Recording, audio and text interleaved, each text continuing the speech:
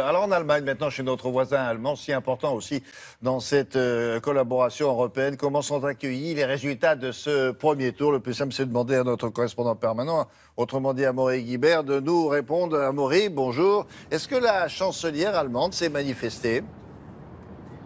Oui, elle s'est manifestée. Alors, enfin, pas elle directement, mais c'est son porte-parole, le porte-parole du gouvernement qui, hier soir, assez vite après les premiers résultats, a réagi. Il a salué le score obtenu par Emmanuel Macron. Il lui a souhaité bonne chance pour le second tour, une déclaration qui a valeur de soutien officiel, mais qui est au diapason de ce que l'on entend depuis hier soir dans la classe politique allemande, qui est unanime pour soutenir Emmanuel Macron, le pro-européen, contre Marine Le Pen, l'europhobe, car cette question de l'Europe, c'est vraiment une question centrale, capitale aux yeux des Allemands. L'avenir de l'Europe se jouera le 7 mai au soir avec le résultat en France. Et Emmanuel Macron est vu comme le meilleur rempart, le meilleur espoir pour consolider ce couple franco-allemand et relancer la construction européenne. Et le fait que Marine Le Pen soit au second tour, ça doit tout de même faire réagir en Allemagne, non?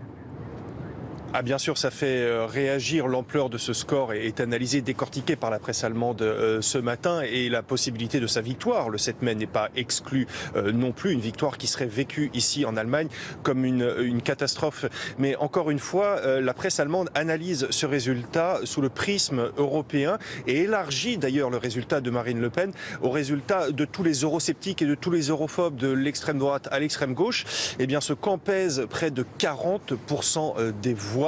Ça inquiète beaucoup les Allemands. Ce n'est plus un signal d'alarme, écrivait hier soir le site internet du journal Die Zeit. C'est un incendie qui a lieu en ce moment en France. Alors le score de Marine Le Pen, vous venez de le dire, inquiète.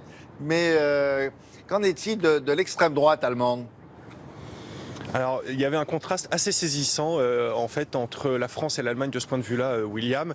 Lorsque Marine Le Pen fêtait hier soir son accession au second tour, l'extrême droite allemande, qui est incarnée par ce parti, l'AfD, l'Alternative pour l'Allemagne, eh bien ce parti sortait de 2 jours de congrès absolument éreintants. Il s'est déchiré sur la ligne à suivre en vue des prochaines élections législatives ici en Allemagne fin septembre.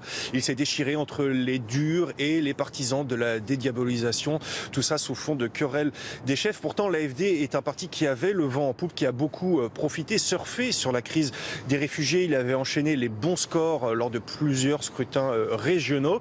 Et puis, depuis le début de l'année, on observe qu'il est en recul, parfois assez net dans les sondages. Il est en train de passer sous la barre des 10%.